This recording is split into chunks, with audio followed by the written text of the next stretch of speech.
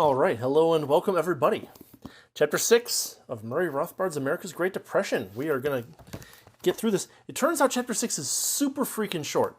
Like, you wouldn't even believe it. It's like 10 pages. So I actually only have one page of notes. You're gonna hate me for this, but there was something that I wanted to talk about that kind of gets brought up but not really explained in this chapter. And don't worry, I'm not just going to pull it out of my rear here, but I'm going to actually get a different, larger Rothbard book to explain a concept to you, just to kind of fill this out a little bit. But I figure let's just get right to it. So, Chapter 6. The title of this chapter is Theory and Inflation, Economists and the Lure of a Stable Price Level. And the main idea of this chapter is that Rothbard is going to explain to us why, or rather who, was trying to stabilize prices deliberately using government policy, using central bank policy, why they wanted to do it, and why it's a bad idea. So, to start, in the 1920s, Rothbard notes, there was this real strange desire for a stable price level by many economists and statesmen in the 1920s. This was a fad at the time, and I mean actual price stability, not like the 2% per year nonsense that we get today, where it's actually more than that.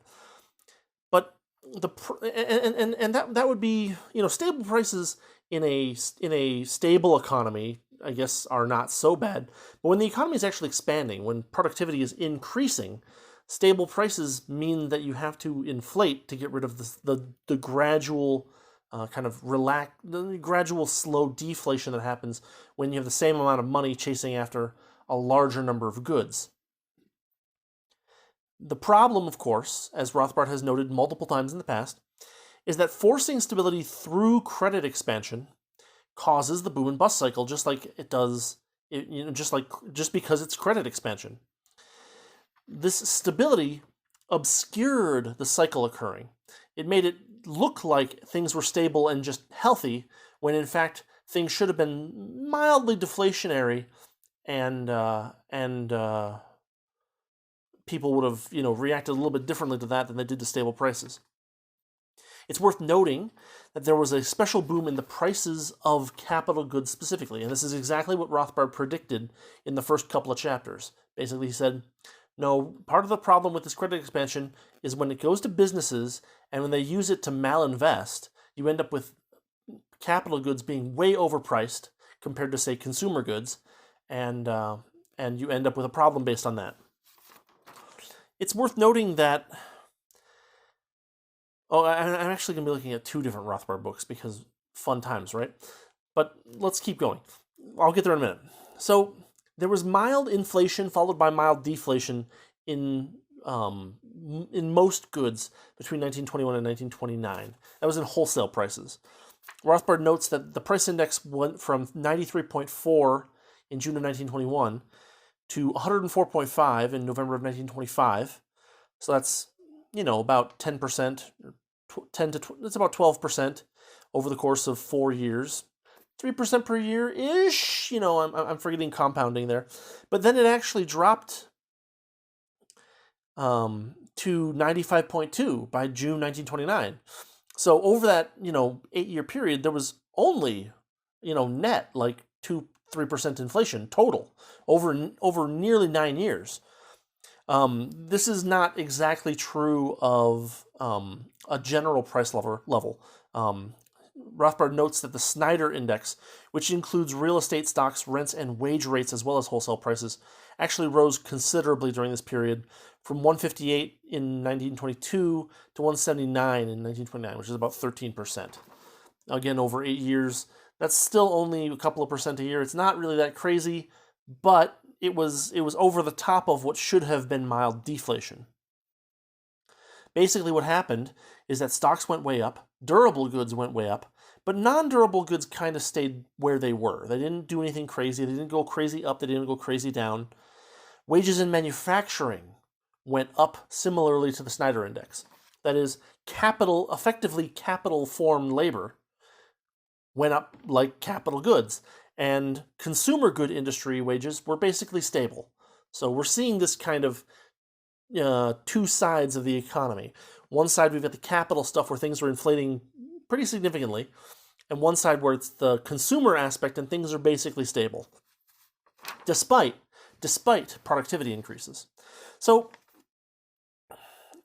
why is price stabilization a fool's errand? Rothbard doesn't describe it in this book, but he does describe it in Man, Economy, and State. And as you can see, I haven't read this one in a while. I read it a long time ago before I got into my orange tags stage of dealing with books, because I've never been able to do marginalia. I just can't write. I can't bring myself to write in books unless I'm correcting a mistake.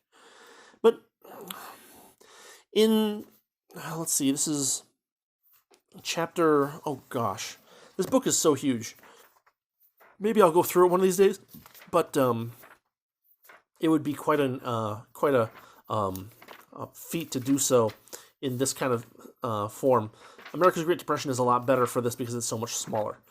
Okay, here we are. Chapter 11. Okay, so I'm in Man, Economy, and State. I'm in the edition that includes Power and Market. I don't think that changes the chapterization of the original Man, Economy, and State. So this is chapter 11, titled Money and Its Purchasing Power. And I'm looking at section 14. It's on page 843 of this edition, the second edition. Number 1, the purchasing power of money, you can't really determine how it's moving in some, there's no real easy way to just kind of snap it into one particular number. And the reason being that you basically, in order to decide what the price level is, you basically have to choose a basket of goods. And there's a lot of different problems that can come from a basket of goods. Rothbard gives us an explicit example that I'll just read. Let us assume that the following is the array of prices in the purchasing power of money, the basket on day 1. 10 cents for a pound of sugar, $10 for a hat, $500 for a TV set, and $5 per hour of the legal services of Mr. Jones, a lawyer. And then suppose, at some later date, that the same goods have these prices: 15 cents for a pound of sugar, $20 for a hat, $300 for a TV set, and $8 an hour for legal services. So sugar went from 10 to 15, hats went from 10 to 20, TVs went from 500 down to 300, and legal services went from 5 to 8. There's no real way to combine all of these things into one meaningful number. And so the fact that some prices are going up and some prices are going down reflects the different aspects of different industries and how well they're doing. This is something that you really can't get around because of what money is. In an economy where you have a money, where you have a medium of exchange that is almost universally accepted, that's going to be one side of almost every transaction. And therefore, any attempt that you make to close it up into a single number of what's the value of money is going to come up against these very real issues. And these are even this is even the most basic issue. Realistically, this is always an issue, and this is an issue even if everybody has the best possible intentions. What we do know is that governments and government central banks generally don't have the best intentions, and there's always an intention to hide any effects that they don't want to show you. So, for instance, in a particular basket of goods, you can have a couple of things that they can do to fiddle with the way that basket of goods is valued. Number 1, you can end up with things like shrinkflation, where a bottle of shampoo goes from being a 28-ounce bottle to a 24-ounce bottle at the same price. Unless your basket of goods said, this is the price for a 28-ounce bottle of shampoo, you could hide inflation in the fact that this bottle size has changed, but it's still called family size. This is a real example. This happened to me. I recently, this was a couple of years ago, but I bought a bottle of shampoo, and I'm like, this is smaller than my previous bottle, isn't it? And it still says family size. And I came home, and the other one is heftier and chonkier. and I was like, oh, shrinkflation right there. The other thing that can happen is substitution. If you have, say, a pound of New York strip steak in your basket of goods, you can convert that to a different kind of steak, or even to ground beef, in order to kind of hide the fact that steak is getting more expensive. And you can always make the claim that, oh, well, New York strip steak is out of style, and everybody's eating flank steak these days. And you can say that, and therefore we're going to put that in there instead, and you can kind of tuck away the fact that there's a pretty significant price difference. And I don't know steak, so I could be wrong about the relative prices of these two things, but you see my point. The other thing that Rothbard notes in Man, Economy, and State is that prices don't increase or decrease all at the same time.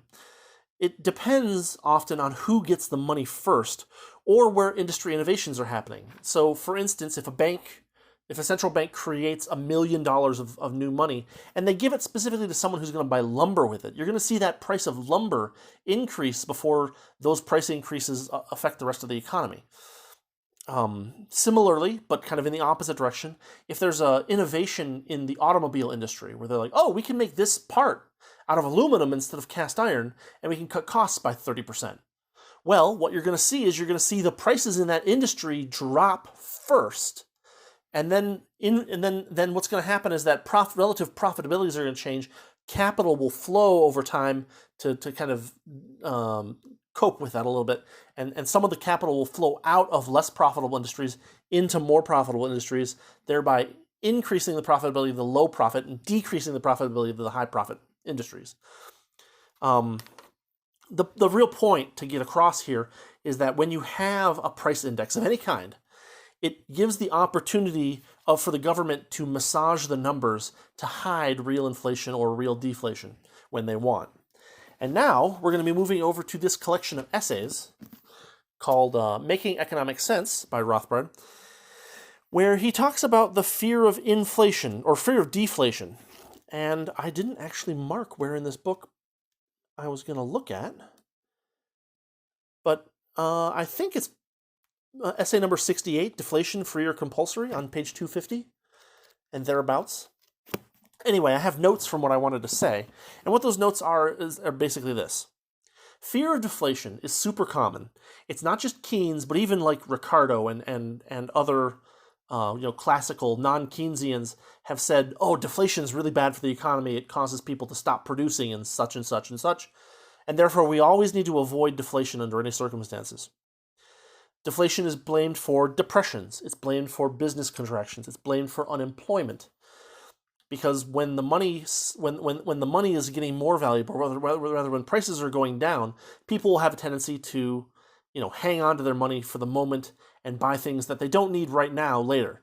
Which means that the general idea is that businesses will contract. They'll say, okay, well, we need to stop producing until people start buying things again.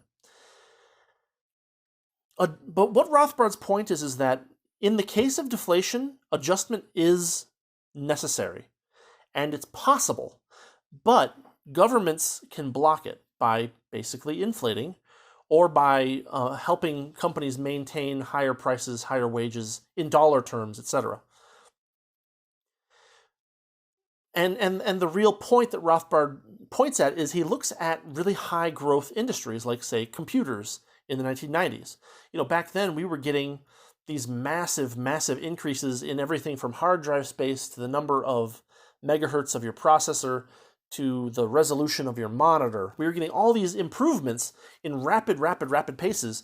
And imagine how catastrophic it would have been if there was some kind of price control that ensured that you only pay, the same number of dollars per gigaflop, per megaflop, floating point operation per second.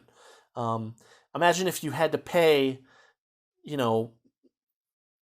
the same relative price, or imagine you had to pay twice as much for the computer that was twice as good next year, but the actual value, money going into the components reduced by a factor of 2. You'd have all kinds of weird nonsense going on in that industry. And this is true in any rapidly growing industry.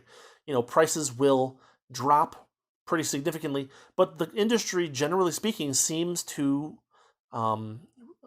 figure out how to deal with this. There was no depression in the computer industry because we were still hitting that Moore's law target every year and a half on RAM size and number of megahertz on your processor, right?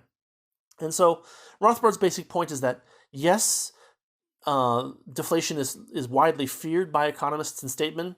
No, it's not a very rational fear. And yes, there are examples of where deflation is a big deal, but it doesn't actually cause the problems that people ascribe to it. So that's kind of the thing. The 2 points that I wanted to bring out is that for man, economy, and state, price indices are generally nonsense. And for making economic sense, deflation, a lot of people think deflation is bad, but it's not as bad as people think. And these things aren't in America's Great Depression so much, at least not in this chapter. So I wanted to emphasize that.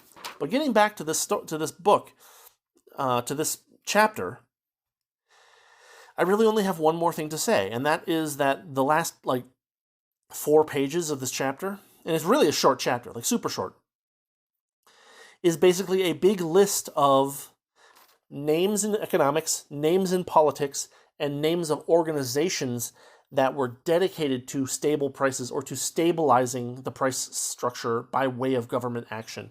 And I'm talking people from all different sides. We've got Keynes, we've got Irving Fisher, we've got President Taft, we've got Samuel Gompers, we've got a variety of associations, leagues, and attempted legislations. We've got pressure from both U.S. and Europe. We've got a 1929 article written by a guy named Young talking about abandoning the gold reserve ratio fetish that he claimed it was to actually hold reserves. And so, that's kind of what this chapter's about. It's just about giving you a list of all these different names of people who were captured by the siren song of stable prices. And the fact is that the only way that the government can stabilize prices in a growing economy is by inflating to get rid of the kind of background deflation that happens from productivity increases. Another point that Rothbard makes that I think is worth emphasizing, because we've heard this before, but I want to say it again, is that what the inflation does is it takes away the gains that the vast public would generally be seeing, and it gives them particularly and specifically to government cronies. And that is a major problem, because what it does is it makes a lot of people rich out of nothing, while tricking everybody else into believing that everything's fine, because the value of their dollar compared to the goods that they're buying is stable. Well, the fact is that they should be able to buy more than that, but in fact, all of that buying power is going to some bank or some industry or some friend of government who is going to use it inefficiently because they got it without having to actually work for it. And so that's really all I have to say about Chapter 6 here. Literally the last 4 pages are a list of names and places and people and organizations and places where things happened like this. I'll just conclude with Rothbard himself. We may conclude that the Federal Reserve authorities, in promulgating their inflationary policies, were motivated not only by the desire to help British inflation and to subsidize farmers, but were also guided, or rather misguided, by the fashionable economic theory of a stable price level as the goal of monetary manipulation.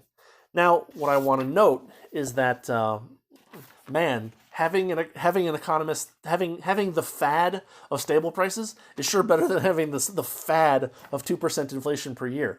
And I'll put just a pin in that for the time being. Next, so this finishes part 2 of the book. Next part is entitled The Great Depression, 1929 through 1933.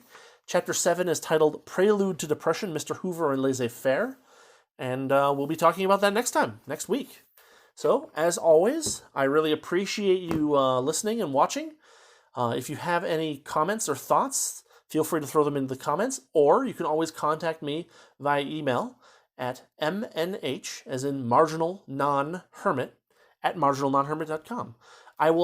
There aren't very many references in this one, and a lot of them are repeated from previous chapters, but I will have a post on my blog with links to all the stuff that I could find. There was one reference that I couldn't find, one or two. One of them was a copy of The Analyst, Annalist. We've seen that before in previous things, but archive.org only has it up through 1929, and I couldn't find the one that they wanted because it just wasn't there. And of course, as far as I can tell, there's no centralized archive of copies of The Analyst. You would need to go to a university library and find old copies of it on microfiche or something like that. There was one other that I can't quite recall that I couldn't find. But yeah, I did a pretty good job of finding all the new references and replace and the old ones are also reused a bit in this as well. Anyway, Chapter 6, America's Great Depression, Murray Rothbard. Thanks again, and I'll see you all next time. With probably a longer chapter next time, I suspect. Well, I mean, I guess I can look it up. Chapter 7, 185 through 208. So we're looking at about a 30-pager, approximately. A little less than 30 pages. So we'll see how that goes. But anyway, thanks again, and I'll see you all next time.